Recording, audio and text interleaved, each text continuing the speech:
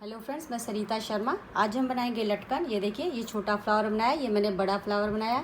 जो भी आपको पसंद हो आप वो फ्लावर इसमें बना सकते हैं। ब्लाउज़ में, कुर्ती में आप इसको लगा सकते हैं। ये देखिए, डोरी अगर आपको बनानी नहीं आती है तो डिस्क्रिप्शन में आपको लिंक मिल जाएगी, वहाँ से देखकर आप ये डोरी भी बना सकते हैं फ्रेंड्स। तो चलिए लटकन बनाना हम शुरू करते हैं।